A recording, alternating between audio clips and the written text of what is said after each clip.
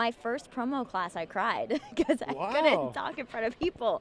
I was so nervous to just speak. I said something. I'm pretty sure it was like, I felt like Ricky Bobby. I was just like, I don't know what to do with my hands. Like, I was just very awkward.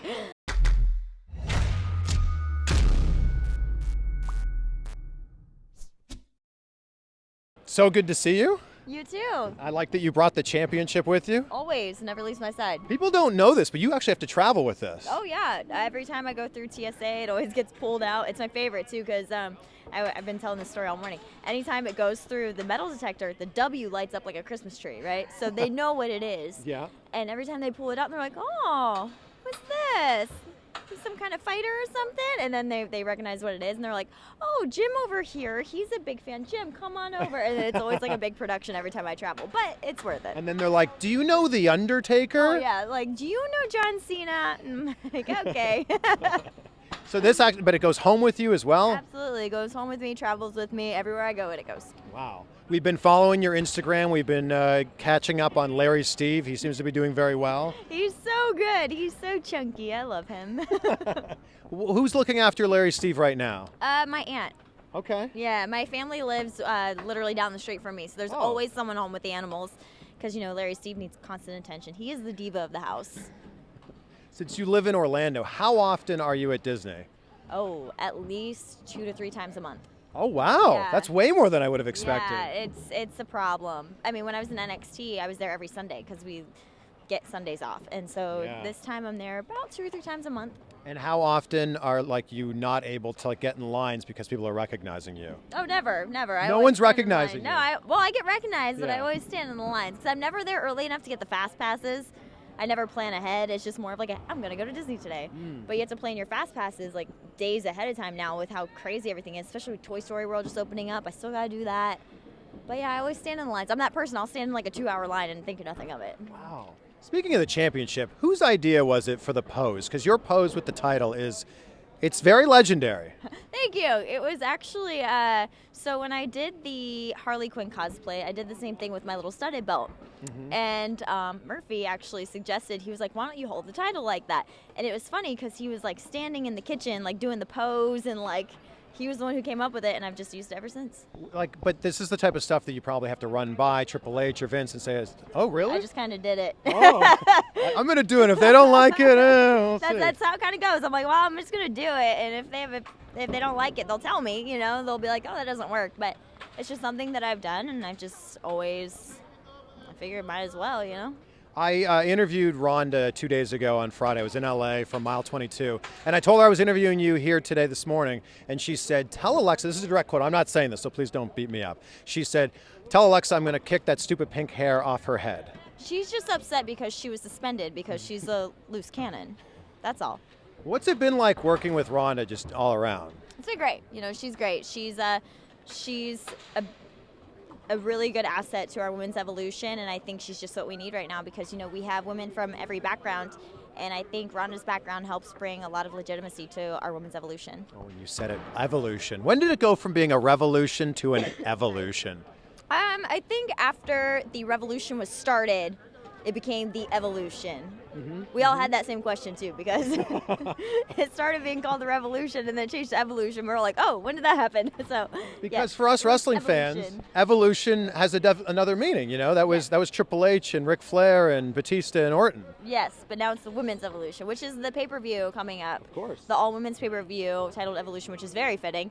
And I'm really excited to see who's all going to be there because I know they mentioned people from the past, people from the future, and I think it'll be a lot of fun. So who would be on your dream card if we could bring some people back? Trish and Lita, because hello friend, I was never able to work with them at the Royal Rumble because, you know, the curse of a champion. Champions aren't allowed in the Royal Rumble match. So I got to sit ringside, which was really cool because it was like the nostalgia of the entrances and everyone coming back, and it was awesome getting to see it as a fan perspective. But I would really like to get into the ring with the girls that were in the Royal Rumble match. So hopefully that'll be my opportunity at the pay-per-view. Well, the fact that you have this on your shoulder probably tells us you're going to be in the main event. I hope. I mean, I don't know what the main event's going to be, but it would be awesome. Well, I don't know if anyone knows what the main event's going to be right now. No one knows anything. We just know the announcement was made last week, and we're just along for the ride. How long before that announcement was made did you know that Evolution was in the works? at that moment when it was. Really? Yeah, they didn't tell us anything. It was right when they made the announcement because they wanted our real reactions. So when Triple H and Steph go to the ring with a big announcement, are you like, oh my God, do we still have jobs? Like, something like that. We're like, what's going on? Like and we always see like the stuff on Twitter about like the speculations of what it is. So we had no idea what was going on. although the fans seemed like a lot of people had kind of guessed something like this. Us fans, I don't want to. Us fans in general are very smart. I feel like. I don't know. Were you the one tweeting what you thought it was? No, I was just like, oh, that seems pretty accurate. Yeah. You seem to be having so much fun as a heel. Yes. But you're so nice in real life. Thank you. What's it been like, kind of tapping into that side of your personality? It's fun. It's very different to me. I tried being a good guy in the beginning, and that did not work out very well at all. And, I just kind of think that when I was figuring out who Alexa Bliss was, I wanted to be that girl from high school that everyone knew. Like, I knew her. The one that is mean and bratty, but you still voted for her for homecoming queen because you wanted her approval, just stuff like that. And it was stuff that I took from real life, the movies. I always think of it as like My Week with Marilyn. Have you ever seen that movie? Yeah. So when Marilyn is walking down the stairs, she's being her quiet, reserved self, and there's these people downstairs, they don't even recognize her, and then she says, do you want to see me beat her? And then she turns into Marilyn. And then everyone starts recognizing her, and they're like, oh my gosh, and taking her picture. That's kind of like how I think about it. It's like a completely character shift in personality, and it's just a lot of fun because it's so extreme. Do you think that we'll see a babyface turn at some point during your title run? I can't imagine I will never not be a good guy. Right. Do you know what I mean? So I'm sure it's in there somewhere. Will I be any good at it? Probably not. Of course you will. Yeah. But we'll see how it goes.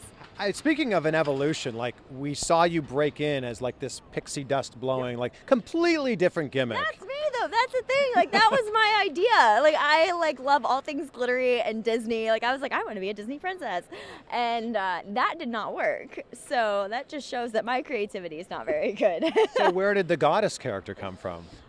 Well, it started with Blake and Murphy. I was paired with Blake and Murphy, and they're bad guys, and so I was like, okay, I need to really, gear shift here. And it helped me a lot being a valet with them because I didn't have to worry about matches while trying to portray a character. I got to focus purely on my character, and that's what helped a lot. And it's been a big process. And as soon as I got to SmackDown and I won the title, they were calling me the Wicked Witch of WWE, 5 Feet of Fury, all those things. And then all of a sudden one day they just wrote in for me that I was a goddess. And I remember thinking, I was like, nothing about me looks like a goddess. But so I tried to portray like the dark goddess and evil goddess, like how I did at WrestleMania. That was like my theme because I do a lot of cosplay and stuff like that. And so that's kind of where it came from. It just started one day and I just kind of ran with it. When the character starts to get developed in a different direction, like where do those conversations begin? For me, it was just like, you're joining Blake and Murphy and we don't know what we're going to do with your character. So good luck. It was like, for me, I knew it was one of those, well, I got to run with it or I'm probably not going to have a job. Wow. Yeah, because as a good guy, I was never booked, I was never used, and so I knew that wasn't working for me. So I knew that, and I had debuted and then I wasn't on NXT for almost a year after that. So I knew that, I really needed to change and for the better and to run with this character, especially, with WWE. If you don't run with the opportunities, a lot of times they don't come back. Mm-hmm. So it's one of those like, gotta go.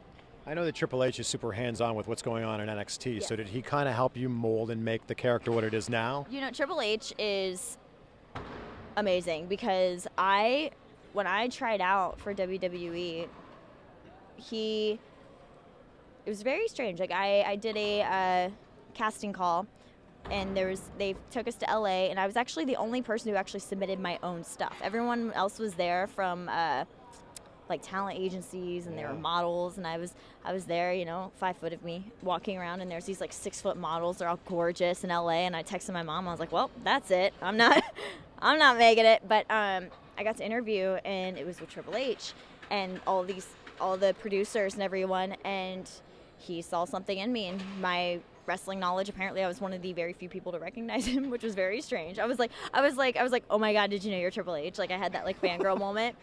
And They Oh. said that I was being signed after that, and they were like, let's just hope you're as athletic as you look. And so I was like, oh God, that's no pressure. So it was basically, without Triple H seeing something in me, none of this would be possible. Wow. You're supposed to do your research before you go to a job interview, other people, okay? Right. And there was a girl, I remember this. She was like, I think one of them is a wrestler. And I was thinking, oh my gosh, which one? And like walking in, and then I see Triple H, and I was like, oh my God. Yeah, is it the guy that's 6'4" and 260 Right, pounds of right. muscle? It was like, but she was like a model and like whatever. Like, But you guys, not saying models don't watch wrestling, but you knew you were going for a WWE audition. yeah, I don't know. Maybe some of the girls didn't. I don't know. Oh. I don't know. Did you find out about the casting call, or did they reach out to you? No, I found out about it. So I went on WWE.com, and there was a link, and it said, do you want to be a WWE superstar? And I said, yes, I do. So I clicked on it. I sent in a video, and thinking nothing would come of it, and it was just me, and they actually showed it on the table for $3. I'm like cutting a promo in my gym and trying to be like all sassy and stuff. Oh God, it's so embarrassing. And I got a casting call off of that. Yeah. And was flown to LA. I was supposed to do a 30-day in-ring tryout after that, but then I was called and told, you're not doing the 30-day tryout. And I was like, oh, well, that was that. And he's like, you're going to be signed, and Wow. you moved to Tampa and at FCW at the time. And they're like, let's just hope you're as athletic as you look. Do you think that there's like any part of you that kind of wished that you would come up in the independent circuit like a lot of other wrestlers have?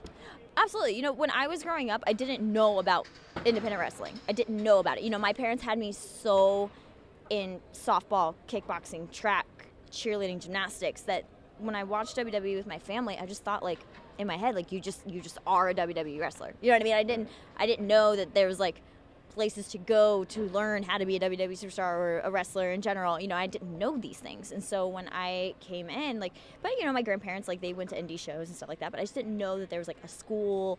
I didn't know these things, and I was in college, and I feel like if I would have known, I would have definitely gone, but it's one of those, it's one of those things that now you have to earn your respect because you didn't come from this background, and that's one of the things in the beginning is that, this business is built on respect, and you have to learn the business, you have to learn the culture and everything like that, and that's what I really love about it as well. Johnny Gargano is a friend of mine, and he talked about how when he ended up going to the Performance Center, he had to break some of his indie habits. Oh, absolutely. Had to learn where the cameras were, play to the cameras. So I guess the argument could be made that people like you and Braun Strowman, who came up in the WWE system, know exactly how to be WWE superstars. Yeah, we don't have the old habits to break, but we also have to learn the whole entire thing from A to Z. We don't have that learning curve, of the basics, the fundamentals, the storytelling. We don't have that, so we had to learn it in NXT, and that just shows that NXT works. The Performance Center does what it's supposed to do. It creates WWE superstars. What was the hardest thing to learn? I think to talk in front of people. Really? Yeah. My first promo class, I cried because I couldn't talk in front of people. I was so nervous to just speak. I said something. I'm pretty sure it was I felt like Ricky Bobby. I was just like, I don't know what to do with my hands. I was just very awkward. And, working with Dusty Rhodes and Ryan Katz and the people that we have at the Performance Center helping with promo classes was really beneficial, because if not, I would not be able to speak in front of 10 people, let alone thousands. So how do you go from crying in your first promo to being great at promos now? Thank you. A lot of practice. And a lot in front of a mirror, at the Performance Center? How's this work? Performance Center. Yeah, Okay. we actually have this thing called a mirror room, where you go in and you speak to a camera, and then you go back and watch it. So you can watch yourself, perform and critique it and learn from it. And then we also have promo classes where you try different characters and personas and, try to establish everything. Wow. Yeah. And since Triple H is there in NXT, you actually made your WrestleMania debut with Triple H, WrestleMania 30. I did, in his entrance, which was really awesome. It was in front of 80,000 people, New Orleans, which was really cool. And I remember him saying to all of us, he was like, "This is the first of many, girls," and we were all like, "Oh."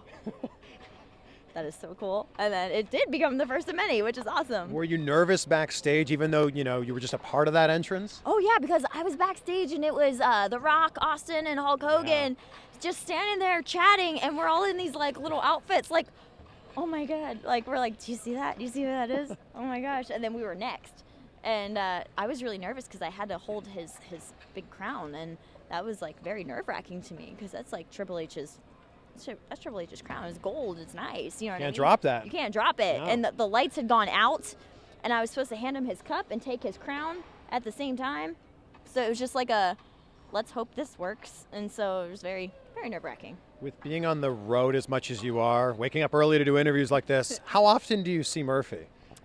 Hardly ever.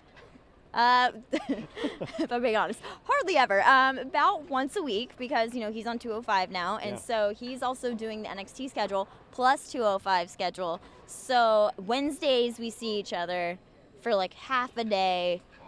And then every other time we're just both on the road. And that's it? Yeah, but, you know, we make it work. What keeps the relationship strong? FaceTime, you know, talking, texting. I think whenever we can, we go to Disney, which is always fun. That's like our little like place to go. So it's a lot of fun. Have you seen his wrestling style change or evolve at all with Triple H really being hands-on now with 205 Live? Yes, you know, when he was with Blake and Murphy, you know, they had a different style of performing, and now with being on 205, he's, you know, I think he's more comfortable. He's in his element more. You know, he loves being, you know, the juggernaut of 205. He loves being the bigger guy and, you know, dominating, and that's just you can tell he's more comfortable. He's more in his element and at home on 205. So who is Alexa Bliss's dream opponent? Past, present, male, female, whatever. Trish Stratus. Okay. There it is. There's the match right there. Yeah. Evolution. Before we go, can you give us the pose with the title? Oh, yeah. Okay. Let's see it. Okay, I'll watch myself. Watch yourself. And like that. Oh, there it is. Yeah. Thank you so much. Thank you. How nice is Alexa Bliss in real life, right? Like a heel on TV, but in person, like super nice, super sweet. And you couldn't tell from watching the interview, but like she smells really good. That's creepy. But it's true. She smelled good. And I learned from that interview the secret to making a relationship work, and that is just see someone half a day a week, and it's working for her and Murphy. So why can't it work for the rest of us? Very interested to see who she's going to be taking on at Evolution. Will it be Trish Stratus? That is a very large and loud truck there. Probably won't be Trish Stratus. Will she still be the champion at that time? I also don't know, but it'll be very interesting to see what happens. Thank you so much for watching this interview. It was so cool that we were able to talk to Alexa. This took weeks and months of emails and phone calls and texts to make this happen. It almost didn't happen because I just landed on a flight from LA like 5 hours ago. Ronda Rousey was actually on my flight, like sitting one row behind me, and I was like, oh, hey, I just interviewed you for mile 22. And she was like, oh, it's nice to see you. She was really tired, but that's really how loud she was talking. So I'm glad that we were able to make this happen. If you don't subscribe already, please subscribe. You can click it right there. I don't know why I pointed out. You can clearly see that it's on the screen, but please. I have many more interviews coming up with lots more nice smelling people.